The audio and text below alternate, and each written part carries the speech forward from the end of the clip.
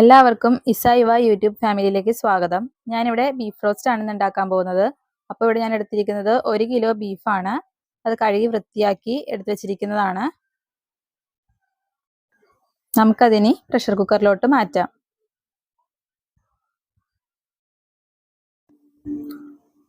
ഇനി നമുക്ക് ഇതിലോട്ട് മഞ്ഞൾപ്പൊടി, ഉപ്പ് എന്നിവ ചേർത്ത് നന്നായിട്ട് മിക്സ് ചെയ്യാം.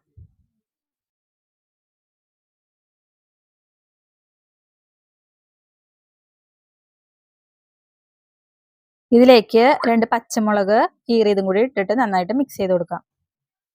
ഒരു തരി വെള്ളം പോലും ഒഴിക്കേണ്ട, ബീഫിൽ നിന്ന് വെള്ളം ഇറങ്ങും. അതുകൊണ്ട് നമുക്ക് വെള്ളം ചേർക്കേണ്ട ആവശ്യമില്ല.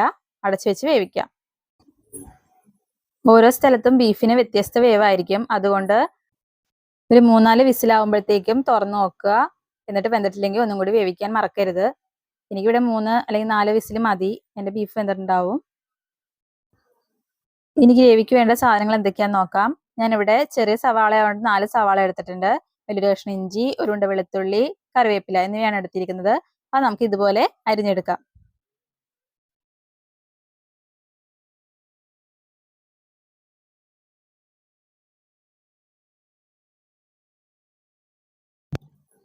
ഇനി നമുക്ക് പാൻ വെച്ചിട്ട് പാൻ ചൂടായി കഴിയുമ്പോൾ വെളിച്ചെണ്ണ ഒഴിക്കാം. ഞാൻ ഇവിടെ വെളിച്ചെണ്ണയാണ് യൂസ് ചെയ്യുന്നത്. അതിലേക്ക് സ്പൈസസ് ഒക്കെ ഇട്ട് കൊടുക്കാം. ഇത് ഓപ്ഷണലാണ്, വേണമെങ്കിൽ മാത്രം ഇട്ട് കൊടുത്താൽ മതി. ഇട്ട് കൊടുത്താൽ നല്ല ടേസ്റ്റും സ്മെല്ലൊക്കെ ഉണ്ടാവും കറിക്ക്.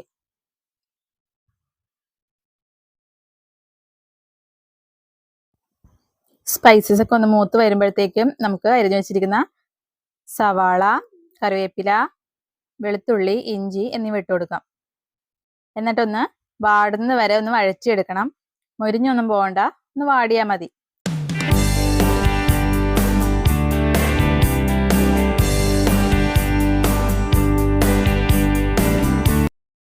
ഇനി ഇതിലേക്ക് അല്പം ഉപ്പിട്ട് കൊടുക്കാം. പെട്ടെന്ന് വാടി കിട്ടും.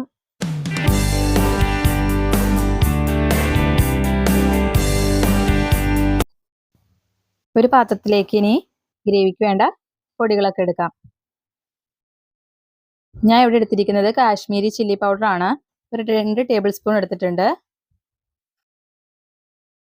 ഇനി നമുക്ക് ഇതിലേക്ക് മീറ്റ് മസാലപ്പൊടി ഇടാം. 1 ടേബിൾ സ്പൂൺ ആണ് ഞാൻ എടുത്തിരിക്കുന്നത്. ഈസ്റ്റേന്റെ മീറ്റ് മസാലപ്പൊടിയാണ്. ഇനി ഇതിലേക്ക് മല്ലിപ്പൊടി ഇടാം. 1 ടേബിൾ സ്പൂൺ ആണ് എടുത്തിരിക്കുന്നത്.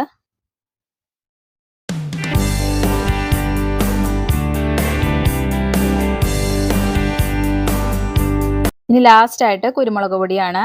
ഇത് ഞാൻ വീട്ടിൽ പൊടിച്ച് തന്നെയാണ്. 1 ടേബിൾ സ്പൂൺ. എരിവിനനുസരിച്ച് ഓരോരുത്തരുടെ ഇഷ്ടത്തിനനുസരിച്ച് പൊടികൾ കൂട്ടുകയും കുറയ്ക്കുകയൊക്കെ ചെയ്യാം കേട്ടോ. സവാള വാടി വന്നിട്ടുണ്ട്. നമുക്ക് പൊടികളൊക്കെ അതിലോട്ട് ഇട്ട് കൊടുത്ത് നല്ലോണം പൊടികളുടെ പച്ചമണം മാറുന്നത് വരെ വഴറ്റിയെടുക്കാം. എണ്ണ പോരെങ്കിൽ വെളിച്ചെണ്ണ ഒഴിച്ചു കൊടുക്കാവുന്നതാണ്.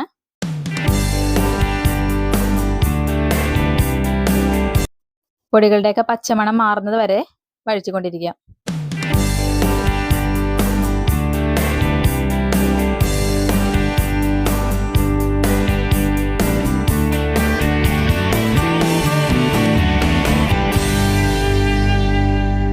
ഇനി നമുക്ക് ബീഫ് നോക്കാം, എന്തോ ഇല്ലേന്ന് നോക്കാം. ഇത് കണ്ടോ, ബീഫിൽ നിന്ന് തന്നെ വെള്ളം ഇറങ്ങിയിട്ടുണ്ട്.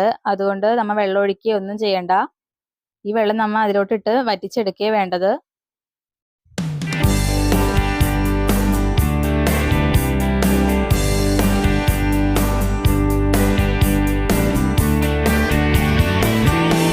പൊടികളുടെയൊക്കെ പച്ചമണം പോയിട്ടുണ്ട്, ഒന്ന് റോസ്റ്റ് ആയിട്ടുണ്ട്. നമുക്ക് ഇതിലോട്ട് ബീഫും ആ ബീഫിന്റെ വെള്ളവും കൂടി ഇട്ട് കൊടുക്കാം.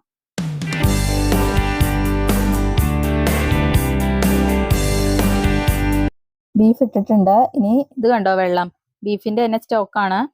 അപ്പോൾ നമ്മൾ അത് നന്നായിട്ട് വരട്ടി വറ്റിച്ചെടുക്കണം.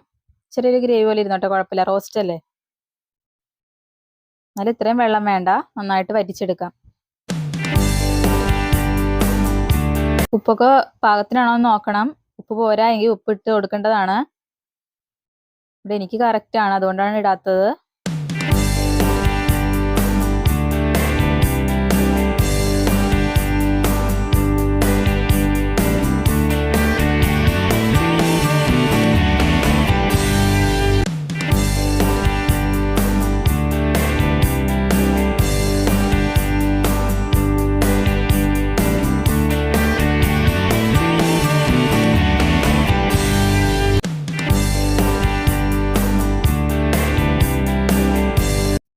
കറക്റ്റ് പാകത്തിന് വെള്ളമൊക്കെ വറ്റിയിട്ടുണ്ട്. ഈ പരുവാണ് വേണ്ടത്. ബീഫ് റോസ്റ്റ് റെഡി ആയിട്ടുണ്ട്. ഒന്ന് ഇളക്കി കൊടുക്കാം. ചോറിൻ്റെ കൂടെയും ചപ്പാത്തിയുടെ കൂടെയും നമുക്ക് എന്തിൻ്റെ കൂടെയും കഴിക്കാം. അപ്പത്തിൻ്റെ കൂടെയൊക്കെ കഴിക്കാം. നല്ല അടിപൊളി ടേസ്റ്റാണ്. ഞാനിത് എപ്പോഴും ഉണ്ടാക്കുന്നതാണ് വീട്ടിൽ. ഒന്ന് ട്രൈ ചെയ്ത് നോക്കൂ കേട്ടോ. ഇഷ്ടമായെങ്കിൽ കമൻറ്റ് ചെയ്യണം. അവസാനമായിട്ട് വേണമെങ്കിൽ മല്ലിയിലേക്ക് ഇട്ട് കൊടുക്കാം. ഞാൻ ഇട്ട് കൊടുക്കുന്നില്ല, എനിക്ക് മല്ലിയില ഇഷ്ടമല്ല. വേണ്ടവർക്ക് മല്ലിയിലേക്ക് ഇട്ട് കൊടുക്കാം. പ്രത്യേക ടേസ്റ്റ് ആയിരിക്കും. കറി റെഡി ആയിട്ടുണ്ട്. നമുക്ക് അടച്ചു വെക്കാം. തീ ഓഫ് ചെയ്യാം. അപ്പോൾ എല്ലാവർക്കും ഈ വീഡിയോ ഇഷ്ടമായെന്ന് വിചാരിക്കുന്നു. എല്ലാവരും സപ്പോർട്ട് ചെയ്യുക. Thank you.